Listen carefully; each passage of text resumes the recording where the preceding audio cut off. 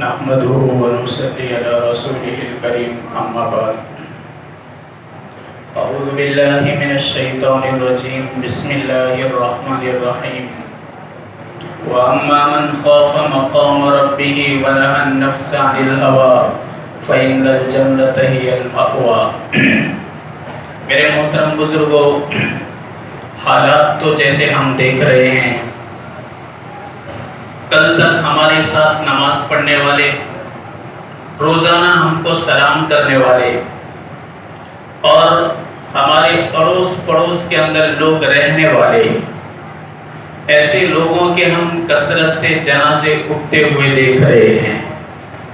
ایک زمانہ تھا کہ کسی کا انتقال ہو جاتا تو 1 مہینے تک لوگ اس کو یاد رکھتے، ایسا آدمی کہ ہمارے درمیان تھا وہ چلا گیا. اور آج انتقال ہونے کے بعد گویا کہ ایک چیز تھی وہ ختم ہو گئی. ہمارے دلوں کی رقت اور نرمی آہستہ آہستہ ختم ہوتی جا رہی ہے. ہم دیکھتے ہیں کثرت سے جنازے اٹھ رہے ہیں، اور یہ کوئی ضروری نہیں کہ بوڑھوں کے جنازے اٹھ رہے ہیں. ہم ایسے نوجوان اور تندرست ان کے بھی دم ٹوٹتے ہوئے دیکھتے ہیں. کل تک وہ کسی معصوم بچے کے سر پر ہاتھ پھیر رہے تھے اور کسی یتیم بچے کا سہارا بنے ہوئے تھے. آج خود ان کے معصوم بچے یتیم ہوتے نظر آ رہے ہیں.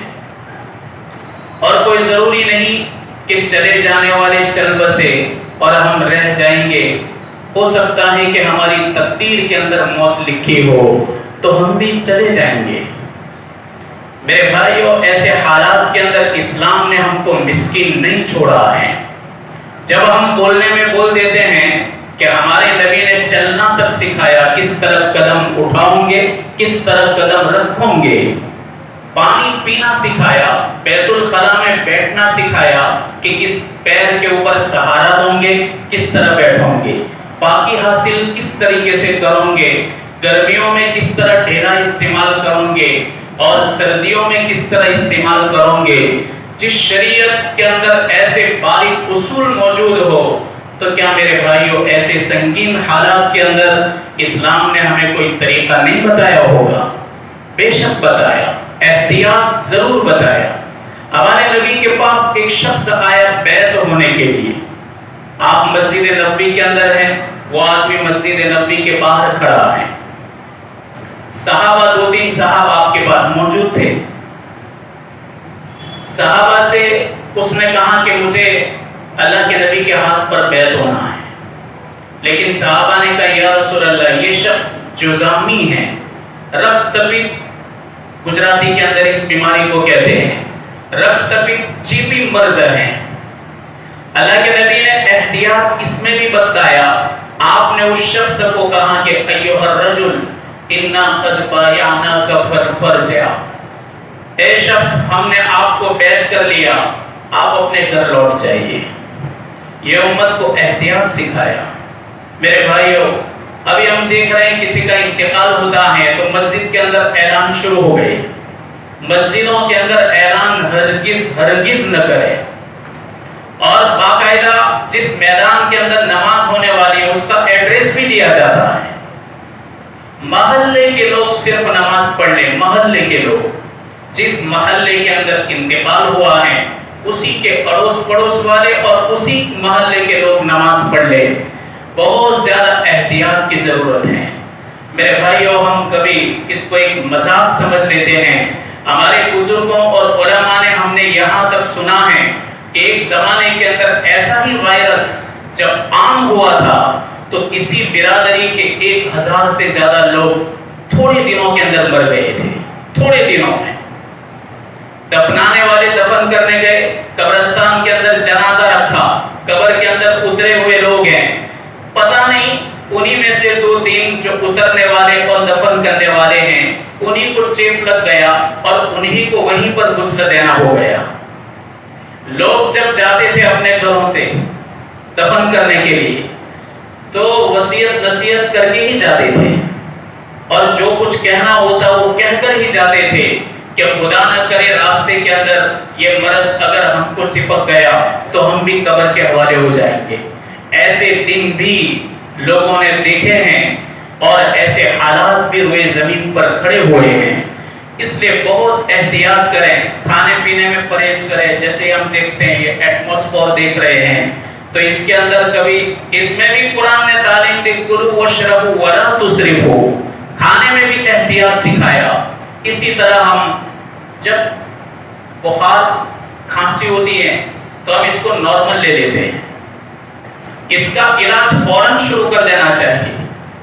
یہ کوئی ضروری نہیں کہ بڑا بوڑھا ہو تو وہ شروع کرے اور نوجوان ہو تو وہ تو سمجھتا ہے کہ میں ہٹا کٹا ہوں۔ جنازے تو نوجوانوں کے بھی جا رہے ہیں۔ ایک آدمی اپنی ٹریٹمنٹ کرا کر کے گھر آتا ہے اور اسی اچھی ٹریٹمنٹ کے بعد بھی 2 دن کے بعد وصال کر جاتا ہے۔ یہ بھی ہم دیکھ رہے ہیں۔ میرے بھائیوں، تقدیر اللہ نے لکھ دی ہے، تقدیر کے اندر احتیاط بھی لکھا ہے۔ حضرت عمر رضی اللہ تعالیٰ عنہ ملک شام جا رہے تھے اور آپ کے ساتھ صحابہ کرام کی پوری جماعت تھی۔ آپ جب سیریا کی بارڈر پر پہنچے تو آپ کو بارڈر پر پتا چلا کہ وہاں تو وائرس پھیلا ہوا ہے۔ اسی وائرس کے اندر یمن کا گورنر معاذ بن جبل رضی اللہ تعالیٰ عنہ گرفتار ہوتا ہے اور وہ اسی وائرس کے اندر شہید ہو رہا ہے۔ حضرت عمر نے سیریا کی بارڈر پر پڑاؤ ڈالا اور صحابہ اکرام سے کہا کہ ہم دوبارہ لوٹ جائیں گے مدینے کی طرف۔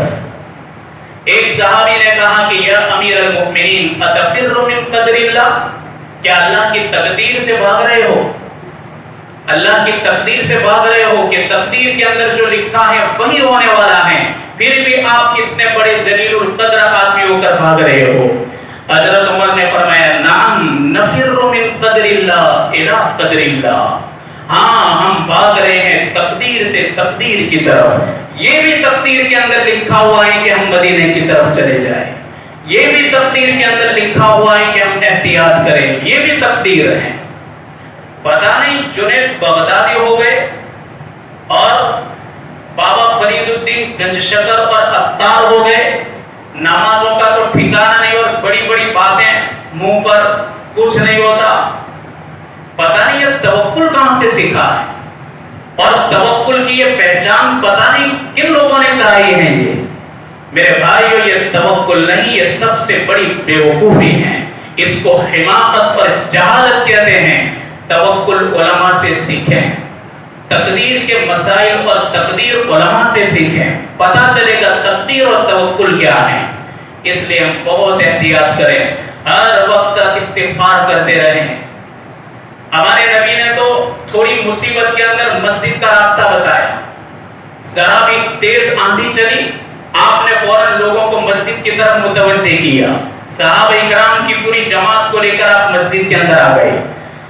ذرا بھی بارش تیز ہوئی تو آپ صحابہ اکرام کی جماعت کو لے کر مسجد میں آئے، اور یہاں تو مسجدیں خالی ہو رہی ہیں، مسجد کی طرف ہمارا رخ نہیں، مسجد کی طرف ہم مڑتے نہیں۔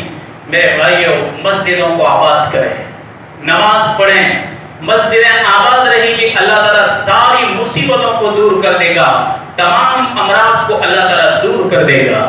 ارے جس محلے کی مسجد کے اندر قرآن کی تلاوت ہو رہی ہو، جس محلے کی مسجد کے اندر بڑے بوڑھے جوان بچے استغفار کر رہے ہوں، اور جن گھروں کے اندر ماں بہنیں استغفار کر رہی ہوں، میرے بھائیوں پھر بھی اگر یہ مرض نہ اٹھے یہ ہو ہی نہیں سکتا۔ لیکن ہم رجوع اللہ نہیں کرتے، اللہ کی طرف رجوع نہیں کرتے۔ میرے بھائیوں، ایسا نہ ہو، اللہ ہم سب کی حفاظت فرمائے، ہمارے معصوم بچوں کی، ہماری نسلوں کی حفاظت فرمائے کہ کہیں اس سے سنگین حالات کا سامنا نہ کرنا پڑے۔ مسلمان تو بیدار ہوتا ہے، بیدار ہوتا ہے، ہم سوئے ہوئے لوگ نہیں ہیں، ہم بیدار ہی ہیں۔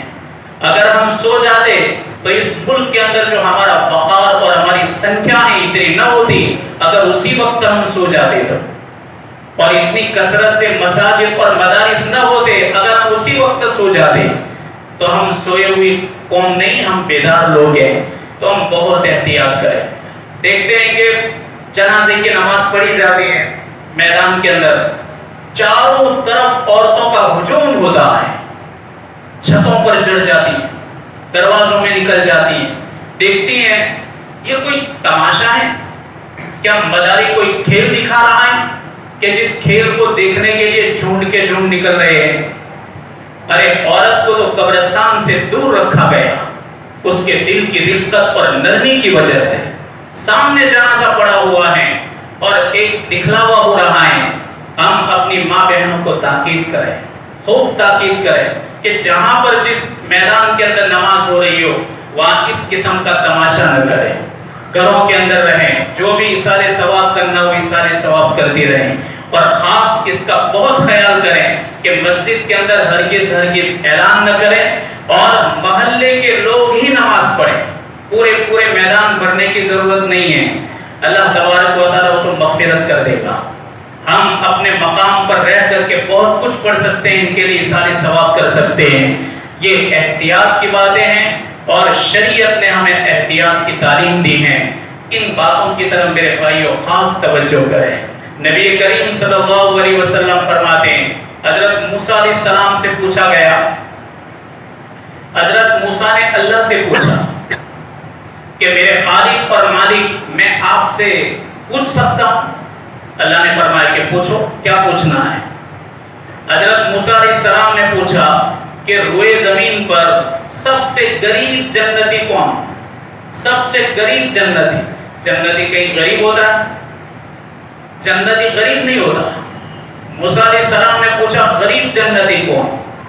آپ نے فرمایا، اللہ نے فرمایا، حدیث قدسی اللہ کے حبیب نے فرمایا کہ موسیٰ جب جنتی جنت میں چلے جائیں گے اور جہنمی جہنم میں چلے جائیں گے، ایک آدمی لڑکھڑاتا ہوا جنت سے باہر نکلے، جہنم سے باہر نکلے گا۔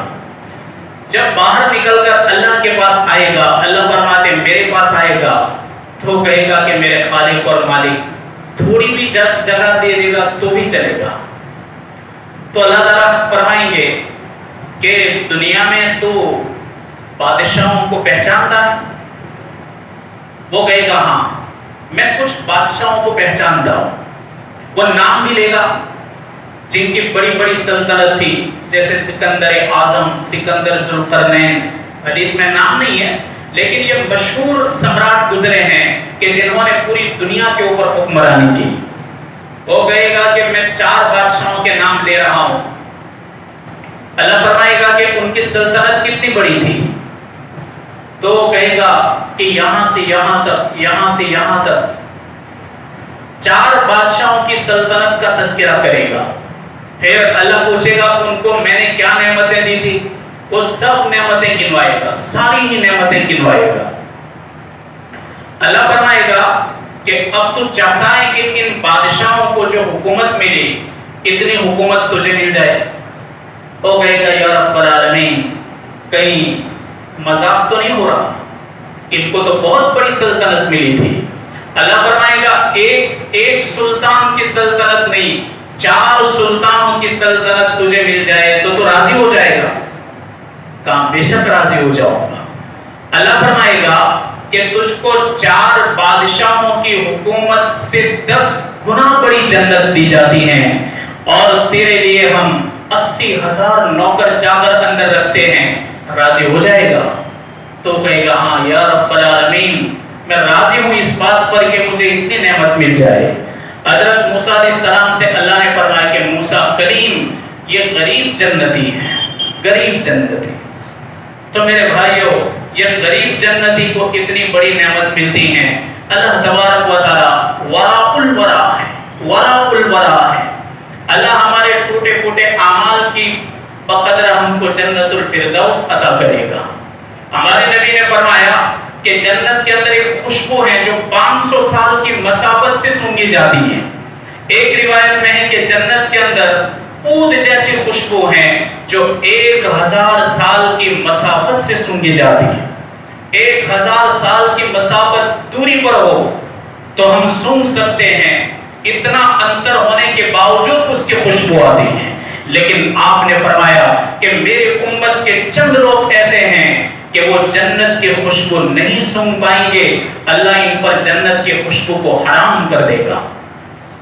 آپ نے فرمایا سب سے پہلا وہ بادشاہ کہ اللہ نے جس کو بادشاہی عطا فرمائی، سلطنت عطا فرمائی، لیکن اس نے اپنی رعیت کے ساتھ ظلم کا معاملہ کیا، جیسے آج ظلم ہو رہا ہے، ہر طریقے سے ان کو لپیٹا جا رہا ہے، ان کی مصیبتوں کے اندر بھی ان کو لپیٹا جا رہا ہے، اور ان کی تنگیوں سے بھی ان کو اور تنگیوں کے اندر گرفتار کیا جا رہا ہے۔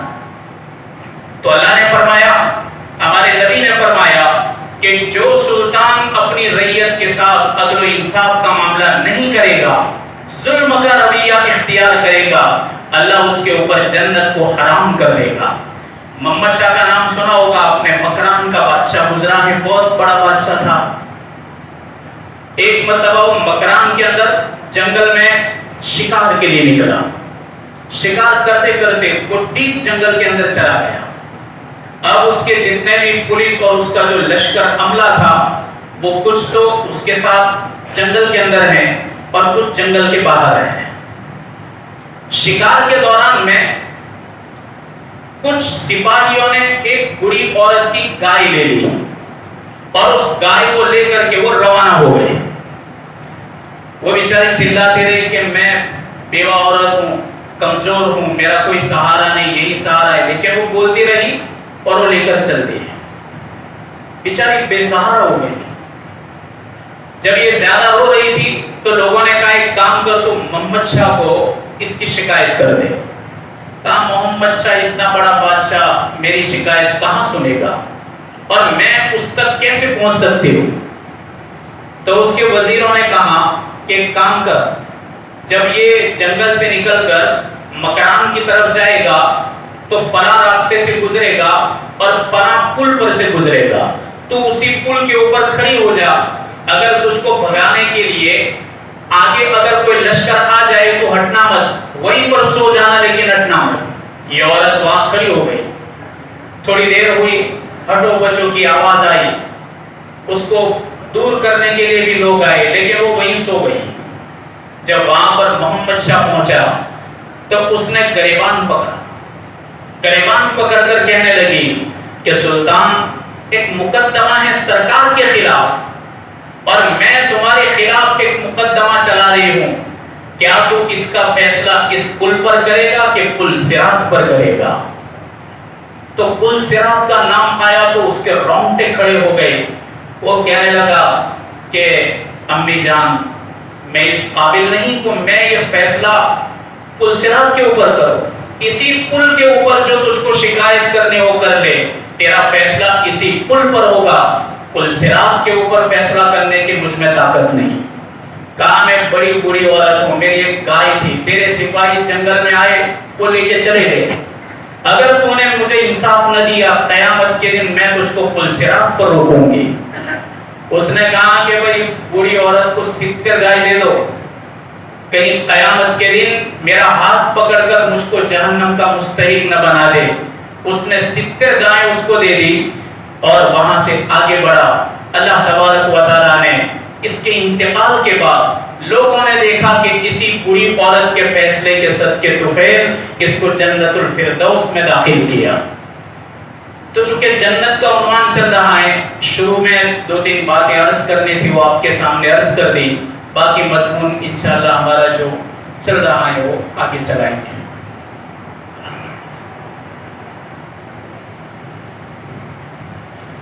ہمارے مقامی مدرسہ مفتاح القرآن بکری پلاٹ میں جو مدرسہ ہے، وہاں مدرسوں کی 3 مہینوں کی تنخواہ باقی ہے۔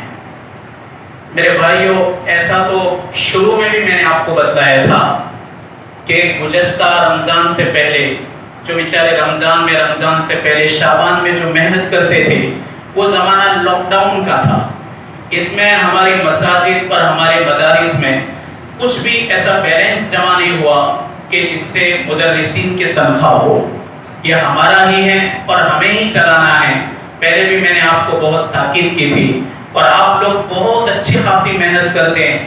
اب تک جو یہاں پر پہنچے، ایک بھی سفیر ہماری برادری کا نا امید ہو کر نہیں گیا۔ میں آپ سے عاجزانہ درخواست کرتا ہوں کہ جتنی بھی ہو سکے مدد کریں۔